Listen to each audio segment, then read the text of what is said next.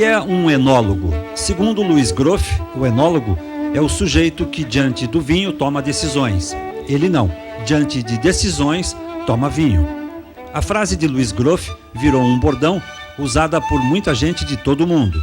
Com o rótulo do enólogo mais conceituado da América Latina, uma boa taça de vinho na mão, Louis Groff contou seus causos e histórias que estão nesta nossa edição do programa Persona, que está começando agora.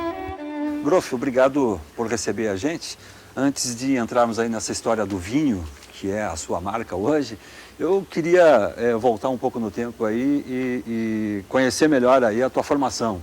Você é engenheiro civil. Eu sou engenheiro pela Universidade Federal do Paraná. Eu me formei em 1959 e, além disso, eu fui aluno instrutor. Aliás, eu acho que fui um dos primeiros alunos instrutor da... Eu não era o único, mas eu acho que nosso grupo fomos os primeiros alunos instrutores de hidráulica. Então eu trabalhei com o professor Parigot.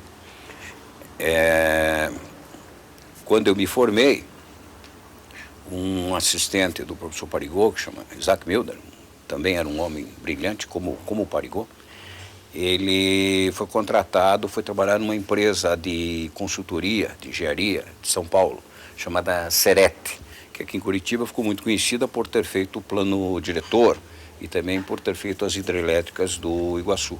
E eu fui junto com ele. Eu fui o primeiro engenheiro da Serete. Quer dizer, a Serete tinha dois diretores e um engenheiro. O engenheiro era eu.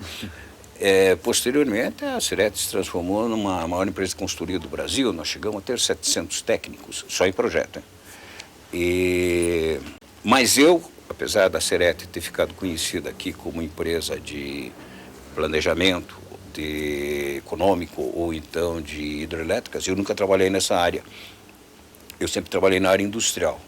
E eu fiz projetos industriais por tudo que é canto aí. A Itambé, aqui no Paraná, a extensão da usina de Figueira, eu fiz uma termoelétrica na França, uma fábrica de papel no Maranhão, uma petroquímica no Rio de Janeiro e casa de caldeira aí para dar com pau aí no Brasil inteiro. Mas hoje, quando eu falo que sou engenheiro, eu tomo a precaução de sacar minha carteira do CREA sob o risco de ser preso. Né? Que ninguém acredita. Ninguém acredita. Não é mais essa, né? Pelo menos hoje isso não te pertence mais. Né? As pessoas sempre dizem assim, pô, você também tem um lado esquerdo da mente, mas que coisa impressionante. E por conta da engenharia, você chegou a morar na França, em um período grande. Eu coordenei um projeto na França. Essa foi a aproximação com o vinho, não? Não. Embora meu pai fizesse vinho, e embora na França a gente tomasse vinho no almoço todo dia, eu trabalhava numa empresa francesa entre franceses. É um pouco diferente de gente que foi brasileiros que foram para a França e estudaram no meio de estrangeiros. Eu convivia numa comunidade em que o único estrangeiro era eu. E a gente tomava vinho todos os dias. E particularmente na quarta-feira, onde tinha um famoso almoço gastronômico, que era o terror da empresa, porque acabava às 4 horas da tarde e também ninguém em condições de trabalhar. Mas o francês, ele tem o hábito de tomar vinho, mas ele não tem a cultura do vinho. O francês não discute vinho. Eu me lembro de uma frase que se ouvia muito lá entre nós, né? Ele sempre... Mais tarde, quando eu comecei a me envolver com grupos de vinho, eles diziam assim, olha Luiz, nós sabemos por que você precisa reunir mais 21 pessoas para fazer um jogo de futebol, mas por que precisa reunir 20 pessoas para tomar vinho? Porque você não pode tomar vinho sozinho e não incomodar ninguém. Né? Então essa é a mentalidade tipicamente francesa, quer dizer, ele toma o vinho sem se importar em discutir, etc. Você veja que a própria formulação francesa, que dá mais destaque para a origem, Bordeaux, Borgonha, do que para a formulação, quer dizer, o nome da uva, ninguém sabe o nome de uva na França. Eu me lembro de uma pesquisa na Revue de Vin de France, em que eles perguntavam o nome da uva do Beaujolais e só 10% dos leitores acertaram. Se você fizer essa pergunta entre aficionados no Brasil ou nos Estados Unidos, você vai ter 99% de respostas certas. E lá não, todo mundo se lixando. Então eu tomava vinho, nunca me interessei pelo assunto. Minha chegada no vinho foi via literatura. Eu li um livro, que é uma delícia de livro, é o Atlas do Vinho, do Hugh Johnson, e comecei a achar aquilo fascinante, o envolvimento com a história, etc. e tal. Então eu entrei no vinho pela leitura. Você tem uma frase, Groff, que diz que você não é enólogo. Enólogo é um sujeito que diante do vinho toma decisões e eu tomo decisões diante de um vinho? Como é que é? É mais ou menos isso, né? É, mais ou menos isso. Até está no dicionário de situações do Alib. Eu acho que é uma presença honrosa, né? Bastante A honrosa. frase exata é a seguinte: eu não sou enólogo. Enólogo é um sujeito que diante do vinho toma decisões. E eu, diante de decisões, tomo vinho. Toma vinho. Por que essa frase surgiu? Porque eu não vejo nada mais ridículo do que aficionados profundos, gente que é aficionado, mas aficionado em tomar vinho, pega uma taça na mão, começa a tomar vinho, e se tornam até críticos razoáveis, se mete a dar palpite de como fazer vinho, que eles não fazem a menor ideia de como se faz vinho. Vinho se faz por tentativa. Vinho vinho não tem uma fórmula. Assim, você pega A mais B mais C, soma, dá D. Né? Essa coisa que o pessoal pensa, né? Pega um vinho, eles imaginam que é uma uva, que vale 80, combina com um vinho que vale 90 e obtém um vinho que vale 85. Não é assim que funciona. Um vinho de 80 com um de 90, se não der um de 95, não deve ser feito. Porque daí era melhor deixar o de 90 como está e não mexer nele. Então, essas pessoas leigas sempre dão palpite em como fazer o vinho. O vinho, não é mesmo um enólogo, ele não tem uma fórmula, olha, eu vou fazer esse vinho assim, assim, assado, vai funcionar assim. Não é assim. É um negócio que é corrigido quinzenalmente. Ele vai mexendo, empurra para cá, empurra para lá e tal. E daí você ouve frases idiotas assim. Eu já vi uma pessoa pegar uma taça e dizer, por que este vinho não tem mais Cabernet? Eu disse, vou te dar uma boa ideia. Não tinha. Por exemplo, o vinho é um produto agrícola. Se você não tem a uva, você não tem a uva. Acabou, não há nada. Não tem um pedal na indústria que eu possa pisar e aumentar a quantidade de Cabernet. Eu tenho ou não tenho. Então, quando eu vejo essas intervenções leigas na área de fazer, é preciso entender uma coisa. Uma coisa é a gente tomar um vinho.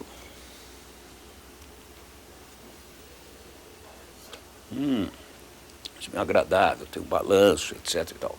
A outra é dizer assim, espera aí, esse vinho tem um defeito e para corrigi-lo, eu vou fazer isso e aquilo. Quer dizer, um vinho tem correção, é isso? Você Quando vai afinando está na barrica, o vinho. sim. Você vai afinando o Mas vinho. mesmo o enólogo faz isso com aproximações sucessivas. Então é ridículo. Quem nunca fez vinho, tem uma safadeza. A barrica tem uma tampa que chama batoque. E o batoque pode ficar na vertical ou ficar a 45 graus, segundo determinadas qualidades da uva, do vinho e de seus objetivos. Pouca gente sabe disso. Então, quando o cara começa a falar, crítico de vinho, começa a falar muito sobre como ele vai fazer o vinho, eu digo, e o batoque, você acha que vai ficar na vertical a 45 graus? Como geralmente ele nem sabe o que é batoque, a coisa fica muito divertida, porque isso é o tipo da decisão de um técnico. Então, eu acho que não pode misturar. Agora, o seguinte, outro dia eu estava pensando como surgiu a frase, né? Eu estava fazendo uma palestra em São José dos Campos e eu falei, olha, enólogo é um sujeito que diante do vinho toma decisões de mudar o vinho. E daí uma mulher que estava ouvindo falou assim, e eu diante de decisões tomo vinho. Eu já tinha falado a frase várias vezes.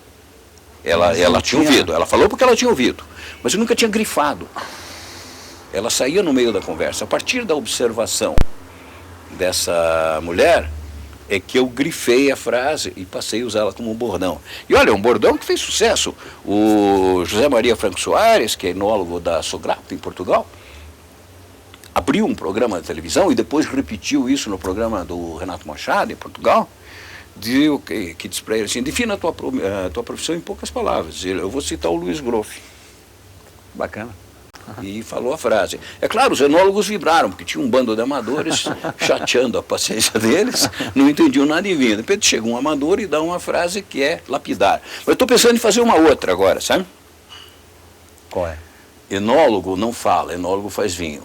Porque todos os enólogos se meteram a escrever sobre vinho, escrevem mal. Hein? Aliás, a sua história com o vinho começou por conta do jornalismo, por causa do texto. Eu comecei a escrever, comprar cada vez livros mais e tal, e eu fui fazendo textos. Eu descobri que tinha um monte de gente que entendia de vinho e todos escrevia mal. Todos escreviam muito mal, né? Entendido, enólogo de vinho escrevendo é quase como engenheiro escrevendo. Né? Ele escreve de trás para frente, né? Ele começa pelo fim e depois vai para o começo. Daí eu pegava e reescrevia as histórias do começo para o fim. Isso me deu uma popularidade num lugar em que os textos eram extremamente áridos e muito chatos, né?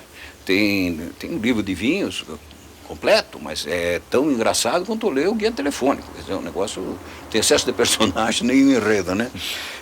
Parece romance russo. Então essa conotação de tentar escrever as coisas com graça e por uma outra coisa acidental. Quem me botou nessa história de escrever vinho aí foi Idelson Santos, um publicitário que era muito meu amigo, já falecido. E o Idelson foi falar com o diretor da Gazeta, com o Francisco Cunha Pereira. E o Francisco, que tinha lido alguns textos meus e tal, com aquele cavalheirismo que lhe é típico, me colocou no primeiro caderno, na página 4. Então eu fiquei num lugar que naturalmente não seria o lugar que se esperaria se tivesse o vinho. E eu comecei a fazer ganchos no vinho, ligando com história, com tradições, com folclore, e com anedotas, né? E com ironias, etc. e tal, até para me manter no lugar. Eu escrevi uma crônica chamada CD0, né? Que o Lula decide lançar o programa Fome Zero e a bancada gaúcha exige que inclua vinho, né? Então dá uma briga, tem gente que não quer, gente inclui vinho na cesta básica. E daí eles realmente acabam incluindo o vinho, escolhem uma cidade. Ele pergunta assim, qual é a cidade mais pobre do Rio Grande? Diz, é Bento Freitas. Então vai ser lá. Daí eles vão a Bento Freitas, fazem um lançamento do programa e dizem, olha, eu quero dizer ao povo de Bento Freitas que nós respeitamos as tradições. Então a nossa cesta básica vai incluir vinho. Daí o cara, vinho? Nós nunca tomamos vinho aqui. Eles estavam em Bento Freitas, Rio Grande do Norte. Não em São Bento, no Rio Grande do Sul? Bento Freitas parece nome de gaúcho, né? Existe. A cidade existe, fica no Rio Grande do Norte. E é a cidade mais pobre do Rio Grande do Norte. Aproveitando esse gancho, por que o Rio Grande tem essa tradição do vinho? Pela cultura, pela imigração? Pela imigração. Pelas terras? Pela imigração. O vinho tem uma peculiaridade, né? O vinho é produzido por agricultores que não são empregados da empresa. Você, para mudar um vinho, antes de mais nada, você faz proselitismo. Você tem que convencer as pessoas politicamente a fazer aquilo que você quer. Quando houve a troca da uva americana para a uva vitis-vinífera no Brasil, isso foi um trabalho político. Você chegava lá, olha gente, o que vocês estão fazendo está tudo errado. Não, mas faz 100 anos, mas tudo bem, mas está errado. Mas não pode mais ser então assim. Agora é assim, tá. Então você chega para um cara e propõe o seguinte, que ele arranque a parreira, que ele plante de outra maneira, que ele reduza a produção por hectare. E que daqui 4 anos você volta para comprar a uva dele. Eu já disse que se sedução seguisse esse processo, ninguém nasceria. É muito demorado, né? Então, isso é um trabalho extremamente complicado e mexe com tradições familiares. Meu avô já fazia assim, agora veio um cara aí, no caso do Brasil, o Adolfo Lona foi o grande inovador do vinho, né? Ainda por cima argentino, né? E vem dizer para mim que eu tenho que mudar as coisas. O cara é louco, eu não vou mudar coisa nenhuma. Né? Então essa inferência é muito complicada. É por isso que é tão difícil agir no vinho. Quando você erra na indústria, dá esgoto ou dá vinagre. Mas no ano que vem você faz de novo. Quando você erra na agricultura, você arranca a parreira, daqui a 5 anos você tem uva. Então é um quadro muito mais complexo e de resultados muito mais incertos. E eu acho que a maioria dos críticos de vinho esquece que o vinho é um produto agrícola. Necessariamente todo crítico escreve, não? Porque é meio praxe, né? Você vê gente se metendo a crítico com espaço em rádio, televisão, jornal. Vou te usar uma frase que eu já fiz também. O vinho é feito de crônica. Foi a crônica que deu o espaço ao vinho. Porque você imagina, ninguém faria uma crônica sobre Blood Mary, né? Acho muito difícil. E umas 2 ou 3 sobre o uísque no máximo, né? Enquanto que o vinho não, ele tem milhares de facetas e toda essa cultura. Então, o que aconteceu? Por que o consumo mundial de vinho baixou? O consumo mundial nos países importantes era 160, 180 litros per capita por ano. Hoje é 30, 40. O que aconteceu? Existia uma coisa chamada vinho alimento. minha avó, lá no Tirol, ela saía para fazer a vindima, levava uma garrafa de vinho na mochila, um pedaço de pão. O vinho era o café da manhã. Esse tipo de consumo é tipicamente rural e, além disso, fruto das circunstâncias de que não havia alternativas. Quem tomava água morria. Agora também está cheio de colibacilo. Particularmente se for lá em Caiobá, morre mesmo. Né? Mas essa coisa, né, era mais seguro tomar vinho, levava pão e tal. Esse tipo de consumidor desapareceu praticamente. Quer dizer, o cara que tomava 4 garrafas de vinho por dia é trabalhador rural. Do mesmo jeito que o trabalhador rural nosso toma cachaça. Né? Agora, na cidade, isso não é possível. O emprego urbano é incompatível com 4 garrafas de vinho por dia, assim como o Código de Trânsito. Então, o vinho mudou de aspecto. E as pessoas passaram a tomar o que chamaria de um vinho com cultura, então um vinho cultural, para simplificar, em que a pessoa quer saber o que está tomando, quer saber por quê. Então, olha, o último truque do marketing mesmo é o chamado vinho de autor, que é um vinho que o cara faz e não diz o que é. Sabe? Só, esse é o melhor vinho que eu posso fazer. Então agora, um abraço e tal, não sei o quê. E é uma forma de marketing, realmente. Esse é o legítimo apreciador do vinho?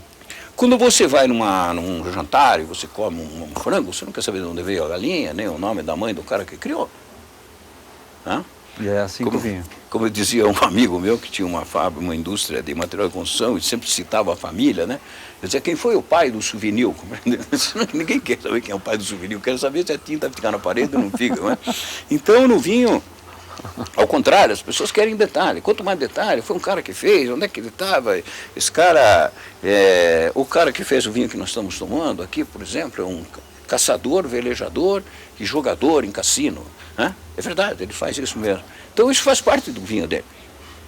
Agora, se ele fizesse, sei lá, frango... Mas por que o vinho tem essas relações, assim, com essa relação com essas histórias? Eu acho que o vinho é tribal. Porque o uísque não tem isso. Mas o vinho é tribal. Pense, o vinho, a uva, quando fica madura, ela gera uma crise, porque ela tem que ser colhida rapidamente. Em primeiro lugar. Em segundo lugar, não pode ser guardada. Se você pegar uma maçã e enfiar lá dentro de uma caverna, no fresco e tal, você pode comer, sei lá, 2, 3, nunca fiz experiência, mas imagino que pode comer uns 2, 3 meses depois. Se você pegar grãos de cevada, você pode guardar anos e fazer a cerveja no dia que você quer tomar. A uva não, a uva é uma crise. Todo mundo tem que trabalhar. Então, primeira condição, a parreira leva 4 anos para dar fruto.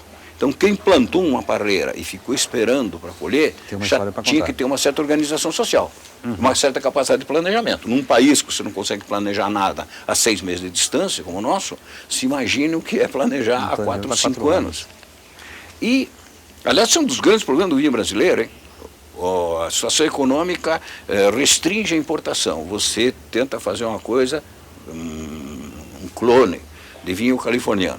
Daí muda a economia, abre a economia, importa todo mundo. Lá você vai lá, arranca a parreira. Depois que você arranca a parreira, o real desvaloriza, o dólar vai para em R$4 e o vinho importado fica proibitivo, você vai lá e planta a parreira de novo. Né? Então, isso aqui tem sempre o sabor. A indústria do vinho sofre muito por ser extremamente sensível à condição econômica e por ter uma inércia muito grande. Tá? O que os economistas do governo não entendem, quando eles falam em frear e acelerar, né, ou stop and go, né, é que em economia, quando você freia o carro, é uma boa analogia, mas o motor cai no chão. Daí quando você pisa no acelerador não tem mais motor. Não tem mais motor. Ah? Quer dizer, sabe, as ligações comerciais que você perdeu, tudo, foi ocupado por mais alguém, agora volta a fazer, daí você pisa e não tem motor. Ok, Groff, nós vamos fazer um rápido intervalo, nós já voltamos, um instante só.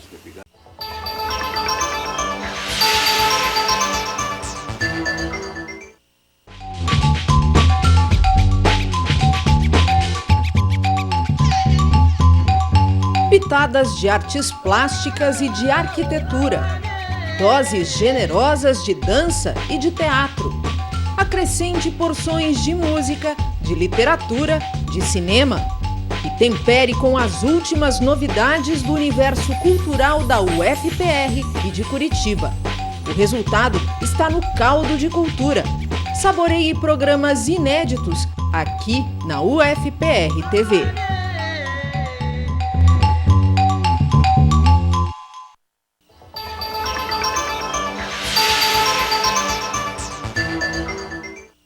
Você assiste ao programa Persona, que hoje conversa com o enólogo Luiz Groff. Groff, que história é essa de não vendo vinho que eu não gosto? Eu acho que o vinho tem, ou deveria ter, um compromisso com a cultura. E se ele tem um compromisso com a cultura, da mesma maneira que uma pessoa que escreve ou que pinta, a gente não pode publicar aquilo que não gosta. O sucesso do vinho tem atraído o que eu chamaria de comerciantes puros, quer dizer, pessoas que só pensam no comércio, o que eu acho muito desagradável. Eu não sou esse caso, minha loja chama-se O Mal Necessário, né, que me sustenta. Mas eu realmente gosto de falar de vinho, fazer aula, curso, etc. Isso é coisa que me diverte, tá? Uhum. E por essa razão, uma questão de coerência, eu não vendo vinho que não gosto. Por exemplo, eu não gosto de lambrusco, então eu não vendo lambrusco. Há uma grande procura de lambrusco. Indica, diz onde tem e tal, mas do ponto de vista comercial, seria vendo. muito interessante vender lambrusco. Mas eu não vendo lambrusco, eu não gosto de lambrusco. Eu acho que você não pode divulgar aquilo que você não acredita. Uhum. Isso não é diferente de um escritor. Mas pintor, ele não te fala ao paladar? Não gosta. A história não dele fala não paladar ninguém, é um vinho vagabundo, não vale nada. Só louco, né? Só tolos tomam lambrusco. Mas tem um monte de gente que toma lambrusco, né? Docinho, é isso, é aquilo, não sei o que. Sempre dei uma desculpa para qualquer coisa, né? Então, eu não tomo lambrusco e não gosto de lambrusco. E como eu não gosto de lambrusco, eu não vendo lambrusco. Não oferece. E não é o único caso, não. Tem vários outros que eu não vendo. Como é que é o mercado de Curitiba para o vinho? Curitiba tem apreciadores mesmo de vinho? Hoje tem uma bastante. Clientela firme? Hoje tem bastante. E eu fico muito orgulhoso quando as pessoas associam a mim o aumento do consumo e a participação do vinho. Eu ouvi isso de um concorrente essa semana. Disse, poxa, você nos ensinou a tomar vinho e foi o responsável pela onda do vinho. Não é verdade, né? A onda do vinho teve é uma consequência mundial, né? Senão eu vou pensar que os caras nos Estados Unidos estavam lendo minha coluna. Às vezes eu brinco, né? Porque quando os americanos descobrem, meses depois, aquilo que eu intuí na minha coluna antes, eu nem sabia que esses caras liam a Gazeta ou ouviam a CBN, não, que coisa mais interessante. Mas é claro que eu tive uma influência bastante grande quando eu comecei a mexer com as raízes do vinho. Acho que eu trouxe para o vinho gente que não se interessava por vinho. Agora, é evidente que é uma onda mundial e eu acabei... eu tenho uma frase que eu gosto muito, né? Eu falava dos economistas, acho que se aplica ao caso, né? Que é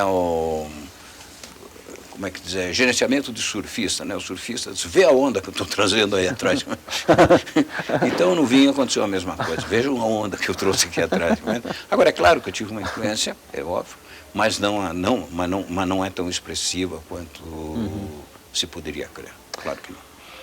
Curitiba tem, como disse há pouco, esses apreciadores, gente assim que chega e conversa com você e que discute vinho? Tem cada vez mais. Outra característica, gente mais jovem. Na minha geração, tem pouca gente que toma vinho. Quer dizer, uma onda nova mesmo. Uma onda nova. O meu consumidor tem entre 40 e 50 anos, ou menor, até menos, mas sim, abaixo de 50. E muito frequentemente é gente de fora. Quer dizer, é essa nova Curitiba aí, filha da industrialização, do desenvolvimento econômico, etc. e tal, né, que trouxe uma nova geração de pessoas para Curitiba.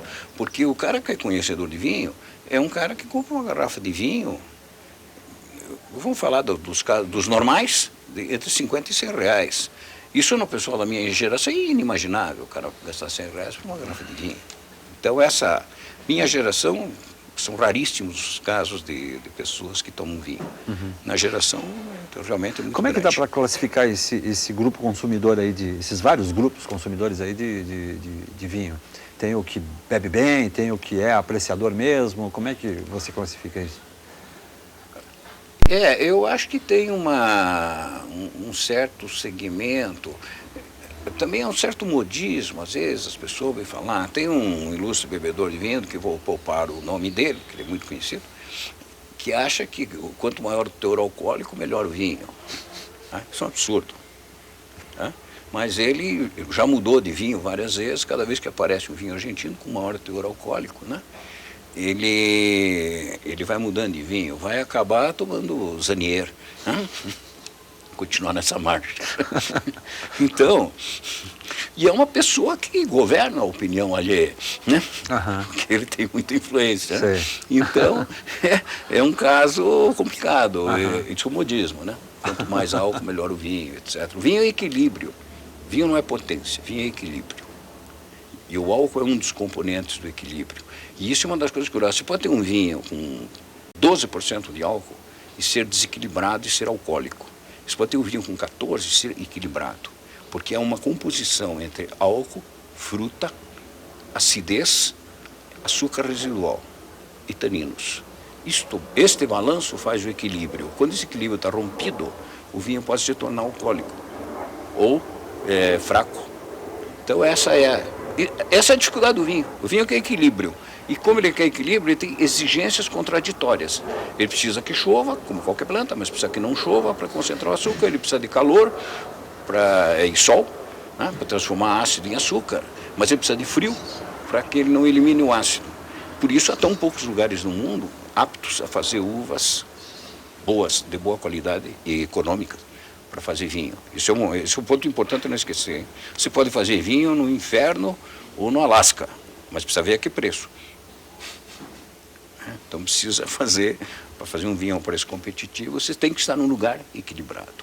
E esse consumidor, ele é fiel ao Beaujolais, por exemplo? O consumidor do Beaujolais, Não, a primeira qualidade de um bebedor de vinho é não tomar sempre o mesmo vinho. Essa coisa de tomar sempre a mesma marca é coisa de cervejeiro.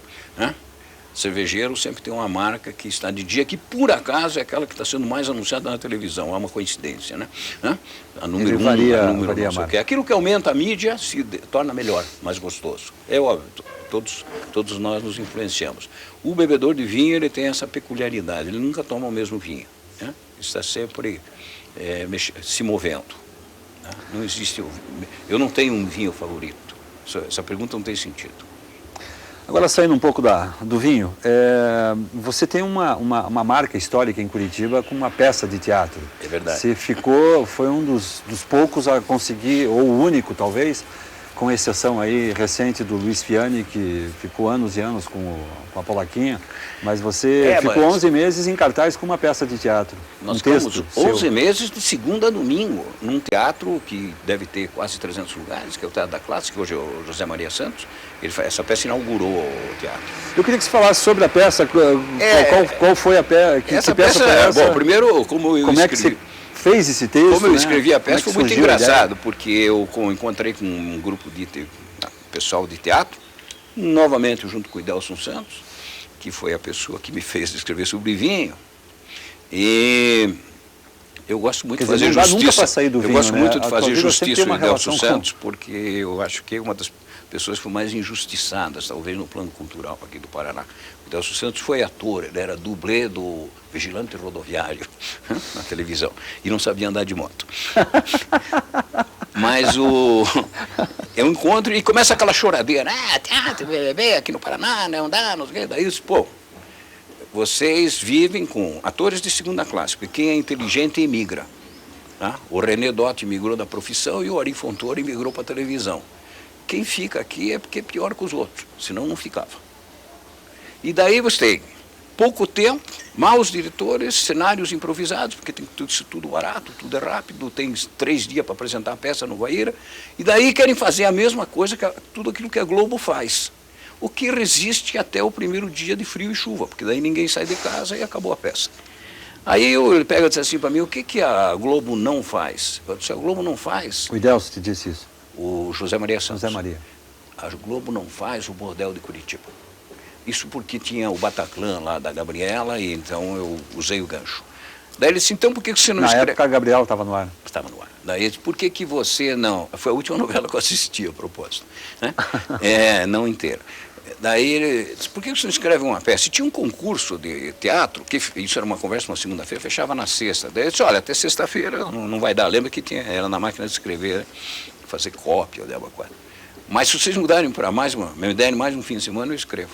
Aí eu escrevi essa peça que passou num bordel e incluir nessa peça essas dezenas de histórias que todo mundo conta sobre o bordel, que sempre aconteceu com o tio dele. Eu já ouvi, tem uma história do Bordel das Normalistas, eu já cheguei na Romênia com ela. Né? Ele vai mudando de país, todo mundo tem certeza, todo mundo sabe, sempre envolve um figurão, sabe, fulano, não sai de lá, e tal, não sei quem e tal. E eu peguei todas essas histórias, fui reunindo.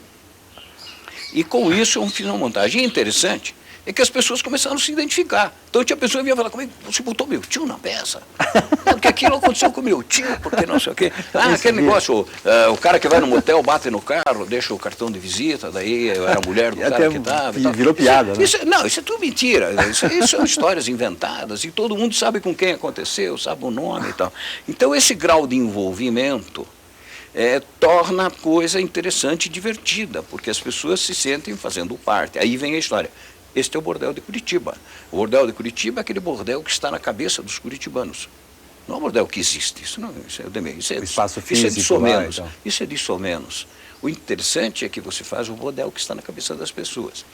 E a peça tinha assim, isso foi em plena ditadura, e a peça tinha um roteiro que fazia o seguinte: você tinha um espaço muito grande no bordel, as pessoas se tratam cavalheirescamente, discutem filosofia, quem foi que inventou o avião, em que ano nasceu Jesus Cristo, e tal, essas coisas assim, né?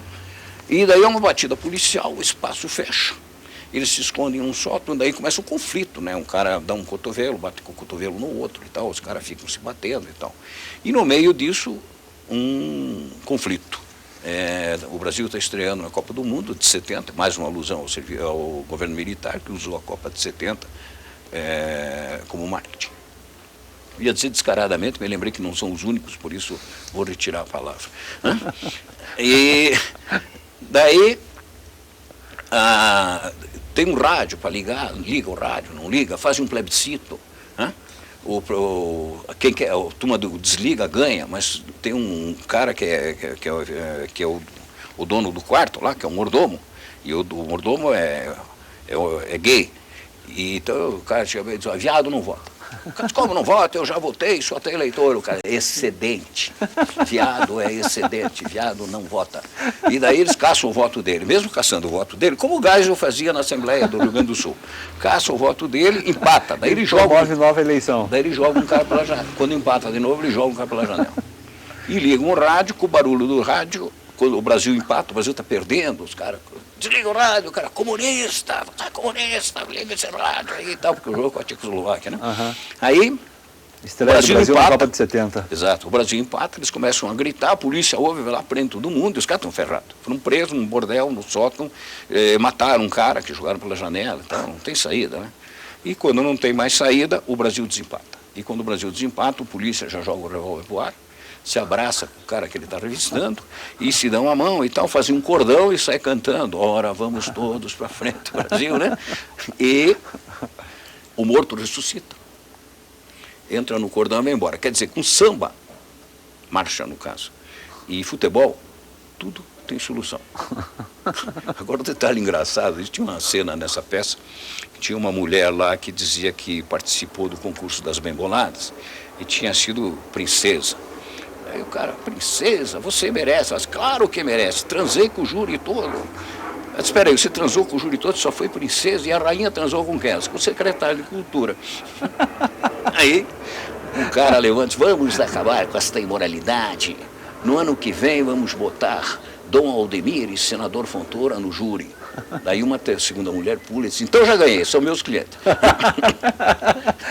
Isso deu um rolo.